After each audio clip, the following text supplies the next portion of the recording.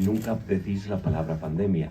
¿Era una pauta que os habían dicho? O ni la palabra pandemia ni la palabra COVID. Cosa que está muy bien porque nos habéis envuelto en vuestras historias sobre un tiempo que hemos pasado todos. Pero me ha gustado mucho que no se dijera esa palabra. Era una pauta, imagino. ¿Es así? No sé, tengo una gran curiosidad. Yo siempre recibí la idea, o creí haber recibido la idea de que deberíamos hablar de lo que no se nombra. Esa era la pauta. Hablar profundamente de algo que no se debe nombrar, para no caer en el mismo mecanismo de análisis de la situación. Y eso fue. Todos lo hemos pasado. Y te has sentado muy bien, por cierto. Estás cojonudo. No me extraña que quieras, porque te has sentado estupendamente. Sí, era un poco esa. O al menos yo recibí en algún momento, yo creo que fui de los primeros, ¿no? El segundo. Y quizá los demás ya tenían más información y a mí hubo que, a lo mejor, que suministrármela, ¿eh? Porque era un poco la libertad de rodaje. Suponía la elección del momento adecuado también, cuando podías. Y también creo que no entendimos bien qué nos pasaba hasta que lo vivimos, ¿no? Últimamente, para terminar con eso, últimamente hay muchas dificultades para expresar sensaciones fuera del oficio, fuera de la actuación, en tu vida. Estamos llenos de input, llenos de reflejos, llenos de historia y quizá no estemos acostumbrados a no tener en cuenta el mensaje necesario para librarte en la comparación, ¿no? Para evitar un titular que te moleste o cualquier cosa. Aquí era todo lo contrario, era como una vuelta a aquellas famosas entrevistas que te hacía Arotecle, ¿no? Que te hacía esta gente, ¿no? Que te encerraba 3 horas y de ahí sacaba una conclusión. Era otra forma, se leía, se tenía el papel en la mano. Pues de alguna manera esto es tener el corazón en la mano, tener la ficción de la realidad en la mano. Y para eso no hace falta ponerle título, porque éramos todos tan diferentes. Hay comedias, hay soledades, hay minidramas. Es una pieza muy compleja en ese sentido. Hola, antes de nada decir que me ha emocionado muchísimo y quería saber qué os habéis llevado después de haber contado todo. ¿Cómo habéis vivido esos momentos que os habéis llevado cada uno y cada una? Gracias. Imanol hablaba hace un momento de la experiencia, ¿no? De haber podido hacer algo así. A mí personalmente lo que me he llevado es mucho, pero lo que me pasó fue que cuando tuve que sentarme a pensar de qué me gustaría, no de qué me gustaría hablar, qué me gustaría compartir, inevitablemente tuve que conectar un poco con qué me había pasado a mí, ¿no? Pero luego a la hora de hacerlo fue todavía más, es que no sé cómo decirlo, cómo expresarlo, fue como algo muy hondo, sinceramente, porque según iba hablando me iba dando cuenta de cosas, sabía de qué quería hablar, pero yo misma como que se me revelaron cosas que yo ni me había parado a pensar, y fue gracias a la invitación de poder compartir esto. Entonces yo personalmente me he llevado como más conciencia de algunas cosas que me pasaron y que ni me paré a ver.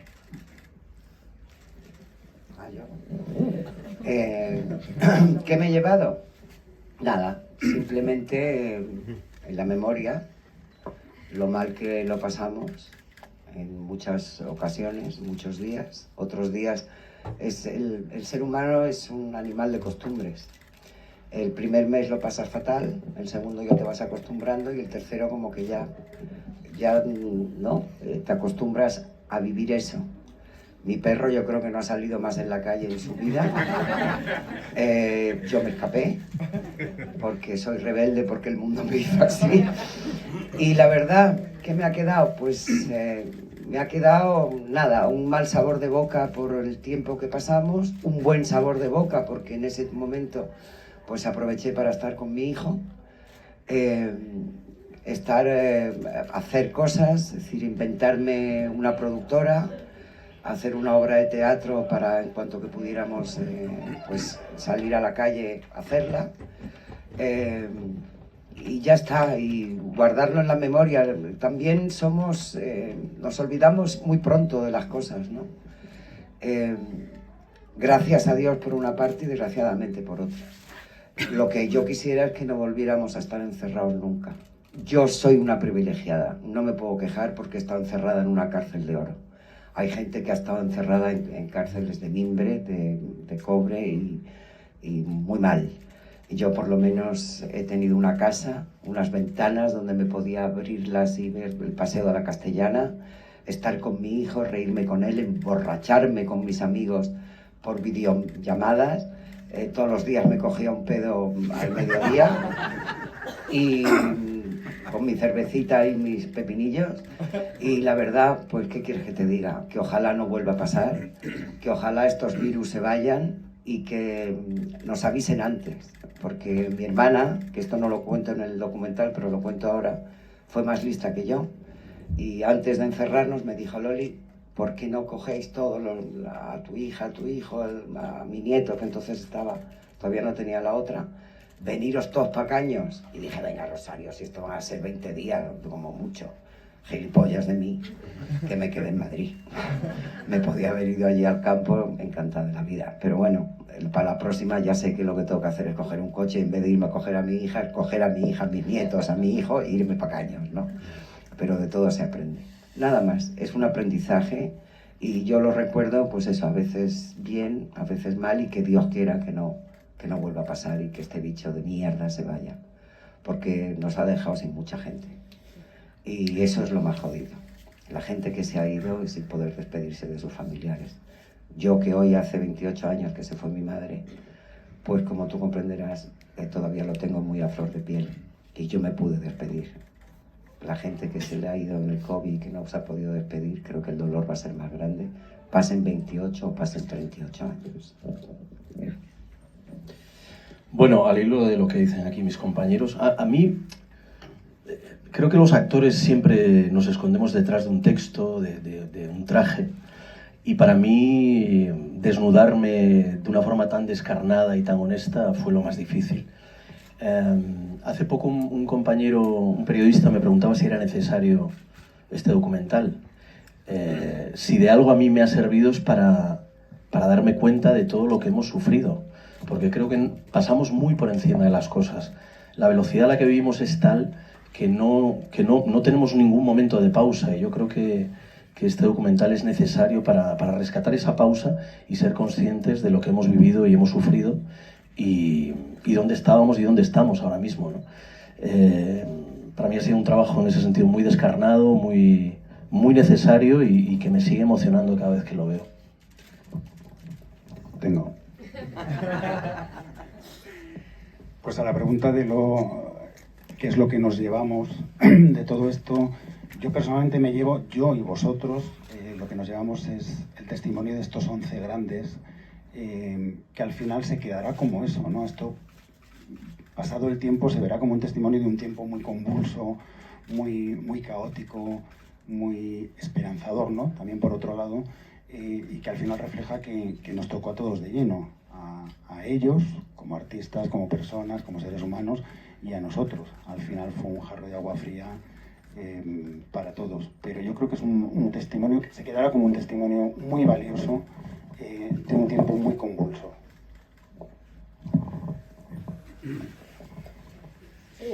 Para mí, como productora y creadora de la idea de este documental, creo que lo más valioso que podemos sacar de él es cómo cada uno de los 11 protagonistas han sido capaces de contar a cámara algo que jamás hubieran hecho en cualquiera de sus trabajos. Quiero decir, por ejemplo, Luis Tosar, que no está aquí hoy, pero lo habéis visto en pantalla, llegó el día de rodaje y nos decía que no había podido dormir en toda la noche porque estaba nervioso, porque era la primera vez que iba a abrir su su corazón, su alma, su experiencia personal al público.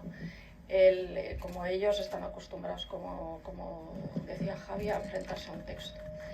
Y el hecho de haber tenido la oportunidad, no solo de tenerles a ellos, que son 11 maravillosos actores y actrices, sino que además nos hayan dado, con su generosidad, esa oportunidad de abrir sus corazones y contar lo que han querido, porque es importante para los que no lo sepáis que han contado lo que han querido. No hay guión, no les hemos dado ninguna premisa, salvo que no dijeran ciertas palabras como eran pandemia, muerte, COVID, contagio. Eso era fundamental, porque la esencia de lo que habéis visto es que fuera algo positivo, que removiera, que nos llegara adentro, eso era fundamental, pero sobre todo que fuera algo, que salieras de verlo con una sonrisa, que fuera positivo, que fuera... La esencia del documental es cómo se sobrepone el ser humano a cualquier cosa que nos ocurra. Yo, que me habéis escuchado, mi alegato lo pasé solo y lo decidí pasar solo. Y decidí en ese momento, como digo, hacer un reseteo hacia el presente. Al final, un reseteo hacia el presente, hacia la consecuencia de quién era y dónde estaba y qué tenía que hacer y una decisión en mi vida. Al final, después de varios meses y de la proyección del documental, me he interesado por cosas similares, no con el ámbito del COVID, sino con ámbitos profesionales de otros intérpretes en el mundo. Me he dado cuenta que existe una posibilidad. Creo que es lo que he sacado. Existe una posibilidad de contar al margen de la noticia inmediata. Vivimos en una sociedad, nosotros los intérpretes, en los que tenemos que hacer una serie de juegos divertidos, ir, bailar un TikTok, hacer algo en el hormiguero, eso por un lado, que es lo más liviano, enfrentarte luego a las preguntas del país, el mundo, el ABC, la razón, que tienen que ver con tu historia, tu ideología, 400 tipos que te insultan, en lo que a veces no quieres ni siquiera participar, y está luego el documento periodístico, aparentemente, con una intención artística, que es lo que lo varía, en la que uno puede hablar libremente y dejar dicho todo. En realidad, yo con este documental lo que he aprendido es que me van a sobrar 30 entrevistas en el mundo, en el país, contando que he sido feliz, que me he equivocado muchas veces, que he metido la pata, que he sido contradictorio, porque si bien los actores ahora se esconden mucho más, es verdad que en mi generación no nos escondíamos de nada. Éramos primero hombres políticos y ciudadanos, y luego intentábamos interpretar y dar un sentido a todo, pero siempre hemos intentado. El hecho de poder jugar a bailar y hacer TikTok y a lo necesario para que el producto tenga un poco de repercusión en este mundo de inputs, no evita el poder tener reflexiones. He visto actores hablando sobre el trabajo de una manera que nunca habían hablado, porque no estaban ya en promoción, ya habían hecho la promoción y hablaban, ¿no? Y es cuando salen esas famosas frases de tómatelo con calma, el diablo viene a verte, esto no sé qué. Bueno, pues digamos que no en el sentido actoral, pero en el sentido humano, cada uno podría determinar en qué momento de nuestra vida estamos y qué hemos aprendido con esta experiencia. Ojalá que en muchos ámbitos hubiera experiencias así, incluso experiencias mezcladas, periodistas y actores, para establecer nuevos relatos. Es decir, el relato desde otro punto de vista, que es mucho más íntimo, no es manejable, no impide que lo eches contra otro, es muy poco combativo en el sentido de fricción, y sin embargo es muy profundo en cómo entra, porque rompemos los miedos y no hay miedo a que el ring sea algo duro de pelear, ¿no?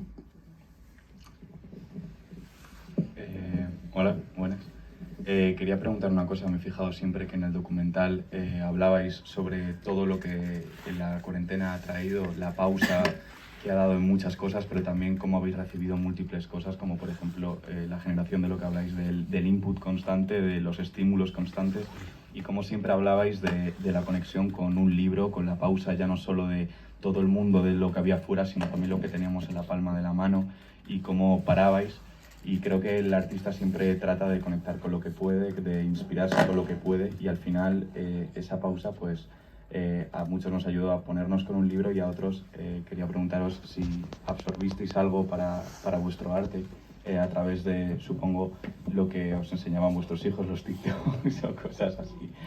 Si llevasteis alguna lección, si aprendisteis algo nuevo o si os llevasteis una lección ya también, como comentabais, de los más jóvenes.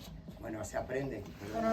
Se aprende porque el aburrimiento son muchas horas. Desde recetas de cocina, que nos metíamos Guille y yo en la cocina a hacer lo que se nos ocurría, a ver documentales que mi hijo veía, que yo a lo mejor soy incapaz de ver por la diferencia de edad, o él a ver películas que yo le decía que viera, o que leyera algún libro que yo había leído ya y que él por la juventud, bueno, pues no lo había hecho, ¿no? Yo creo que en mi caso ha sido como un intercambio de cultura con mi hijo, porque él tenía 26 años y yo bastante más. Entonces, claro, había cosas, el TikTok, por ejemplo, yo no lo he hecho nunca, porque no me gusta TikTok, no lo entiendo. Yo ya el TikTok lo llevo yo incorporado en mí, es decir, no soy de TikTok. Cuando vayas a un programa bueno, sí, te van a enseñar a hacerlo. Ah, bueno, sí, Pablo Motos me enseña siempre. Sí. En el hormiguero se hace, pero que yo no sigo TikTok, es decir, no soy consumidora de TikTok. Pero mi hijo sí, ¿no? Y muchas veces me cogía y me decía, venga mamá, déjame, Guillermo, ¿no? Pero que sí es verdad que ha habido, que eso también hay que decirlo, ¿no? Que la cultura ha ayudado muchísimo. Por lo menos en mi casa, ¿no? A leer, a pintar, a ver documentales, a meterme en museos que a lo mejor no había podido ir o no los había visto, a interesarme por la historia de ancestros, ¿no? Veía muchísimas cosas de Egipto, veía cosas con mi hijo de los planetas, de los astronautas que tenían conversaciones de ver, porque habían visto en la luna luces raras, ¿no? En fin, cosas que él me enseñaba a mí y otras cosas que le enseñaba yo a él. Y creo que eso ha sido una parte bonita de ese encierro, ¿no? Compartir esa cultura con la gente más joven. No sé si contarlo, pero una de las personas con las que más he bailado yo y más TikTok he hecho ha sido con tu marido. No, y con tu marido, Guillermo, mucho. Cada vez que me llevaba por ahí de promoción, lo que bailábamos... Claro, sí. Eso no salía en TikTok. No salía en TikTok.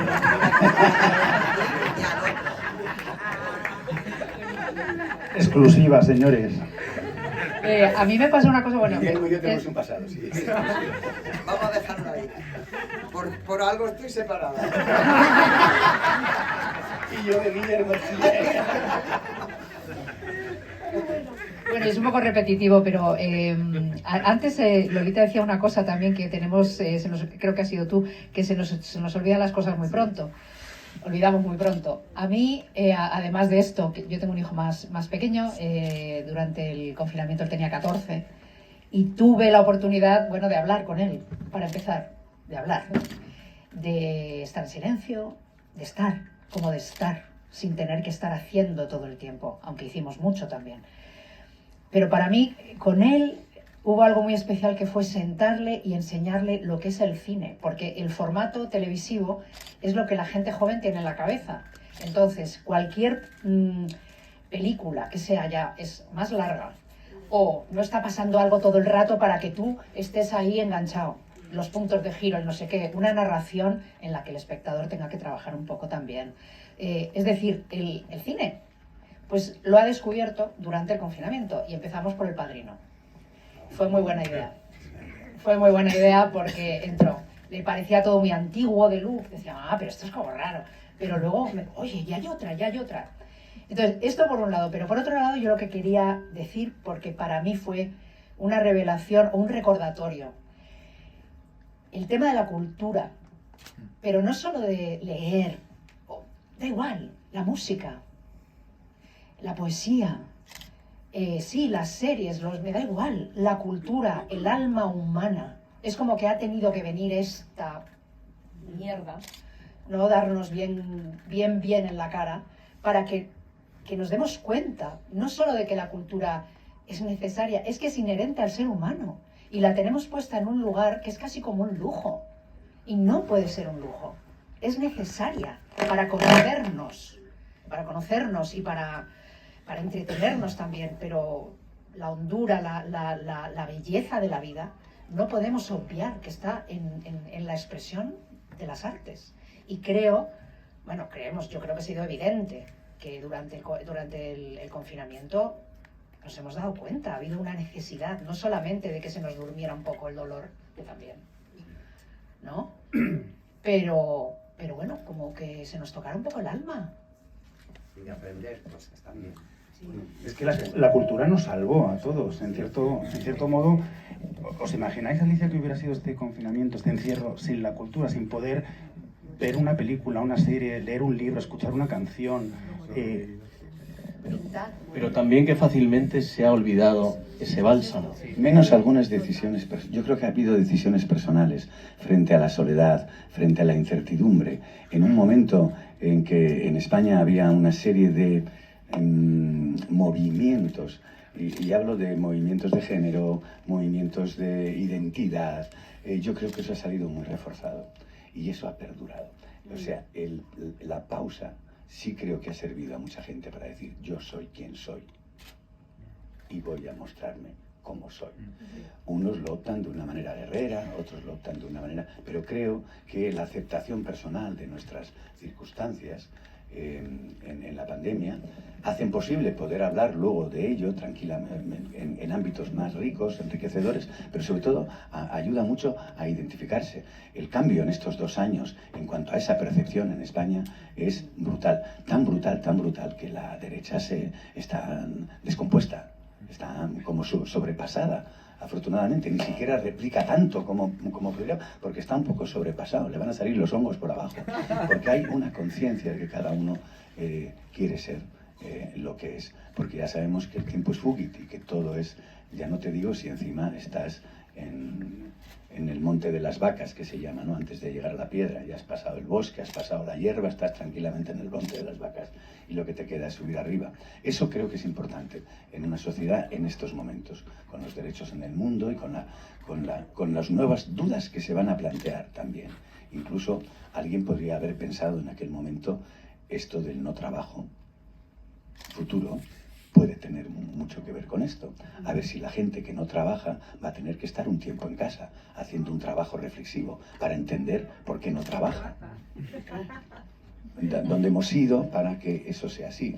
Y seguramente este tiempo fugitivo, esta pausa, se vaya repitiendo en el pensamiento. Si ejercemos la capacidad de pensarlo en eso y de ser positivos y estrictos también. La marcha de seres queridos incomprensible hizo que nos enturbiáramos mucho en las responsabilidades. Es muy curioso porque aquí no hay ninguna responsabilidad en este documental.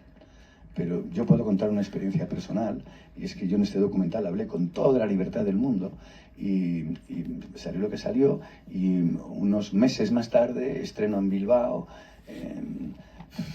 Yo no había podido estrenar en Bilbao, voy como un toro, ¡guau! He estrenado en Bilbao, se ha llenado la Arriaga, nunca había trabajado en el Teatro Arriaga, yo soy premio Arriaga y no había bueno, y me subo a la parra y estoy encantado de la vida, pero con una autoestima muy pequeñita, porque había costado mucho palo, llevas la autoestima ahí y el ego aquí arriba, venga, puedo. Yo fui a donde un amigo a hacer una entrevista y quise decir más o menos lo mismo que en el documental, insulté, lo hice mal, perdí toda la razón, monté un pollo que cuesta una vergüenza durante 7 días, que no puedes, o 10 o 15 o meses, a mí me cuesta meses, pero no me soporto en ese. Y te das cuenta de que, se fue el ámbito de la reflexión. Estamos en otra vaina que no tiene nada que ver con la verdad. Ni siquiera, ahora entiendo que ni siquiera a lo mejor dije la verdad, toda la verdad. Aunque yo creía que sí, la verdad está en otro lado, está en esa... Y este documento es muy interesante. Yo lo ampliaría a otras facetas. Creo que es además un material audiovisual comprensible, es un material audiovisual utilizable, es un material que tiene un ámbito increíble. Y Manuel tiene un documental él solo. Cada historia es diferente. Cada historia es distinta. Ya tiene una serie de 23 años, yo creo que ya haciendo lo mismo. ¿Y lo que te queda? No, ya no. Ya acabamos. Ahora sí. Yo quiero hacer una pregunta a Javier, al director. Me ha parecido un acierto total la estética de la película. El blanco y negro, las luces y las sombras, que de alguna forma representan también, ¿no?, las luces y las sombras de esa época. ¿De qué forma llegas a esa conclusión cuando decides que esto es un blanco y negro, jugar con las luces de esa manera? ¿Es algo que surge sobre la marcha? Eso me interesa mucho, saber cómo... Yo lo hablé mucho con Cristina Pérez, que es la directora de fotografía. Sí tenía claro una cosa, y es que necesitaba centrarme en el mensaje de ellos, en la palabra, en la oratoria, en todo lo que vomitan. Y para centrarme de forma adecuada no quería distracciones de ningún tipo. Por eso creé esa especie de caja negra en la que no hay un fondo bonito, todo es neutro. Solo están ellos, hay una silla, ellos se sientan y desgranan, vomitan lo que tienen que contarnos. Y no hay distracciones de ningún tipo, porque los podía haber sentado en un sitio más o menos, bueno, pues hacer la postalita. Pero eso no iba con esto. Al final, el blanco y negro sí que me parecía duro, pero elegante a la vez. Y le daba esa cadencia y envolvía el mensaje de tal forma que me parecía que no necesitaba nada más que ellos. De hecho, cuando estabais viendo el documental, es casi como si os estuvieran ellos contando a vosotros su vivencia, ¿no? O sea, se hace algo tan íntimo, tan cerrado, que al final es el espectador y el personaje. Y no hay una distracción de ningún tipo. Incluso lo hablé con Simarro, el compositor. Le dije, Simarro, no quiero, por lo menos en el núcleo central de toda la intervención del mensaje, no quiero tampoco una distracción musical o sonora, porque necesito centrarme en las palabras, en lo que ellos nos cuentan, en cómo lo cuentan. Porque este es un documental, siempre lo digo, que es, por supuesto, de ver, pero también y sobre todo de escuchar el mensaje, la palabra, la voz, qué desgranan, cómo lo cuentan, qué nos cuentan, con qué intensidad.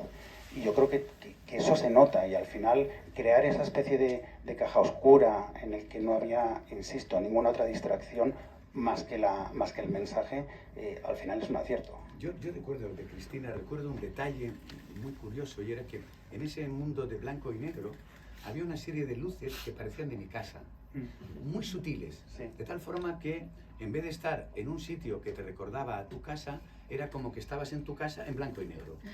O sea, algo, porque había...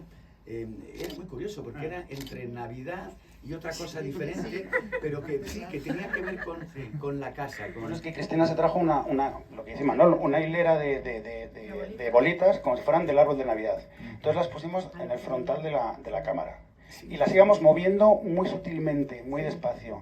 Y entonces de repente el haz de luz de las bolas aparecía y desaparecía. ¿Como en casa? Sí, igual. Y entonces eso también creaba una atmósfera que rompía ese blanco y negro tan duro, porque de repente entraba algo de luz en todo ese túnel, y luego volvía a desaparecer. Y ellos continuaban con su speed. Pero es la única cosa que quizá distrae. Bueno, los efectos de audio están muy bien insertados. Sí, sobre todo el de Alicia, ¿no? ¿Por? Hombre, el padrino. Ah, vale. ¿Te referías a eso? Sí, en unas... Sí. Una última pregunta, porque ellos ahora tienen un encuentro con una prensa que está aquí y acabamos, porque ellos también tienen que irse, que están súper ocupados. Vale, quería preguntarle a Lolita, que has comentado cómo se te ocurrió la idea de esta obra de teatro, de producirla, de probar también ese camino. ¿Has pensado volver a producir? No. De hecho, estaba hablando con Javier, que me decía que, porque empiezo una obra de teatro que no puedo contar mucho en octubre, es un monólogo, es lo único que puedo decir hasta ahora, porque no me permiten contar más. Últimamente no dejan contar mucho, y en nada. Y me lo estaba diciendo, ¿pero no lo vas a producir tú? Digo, no.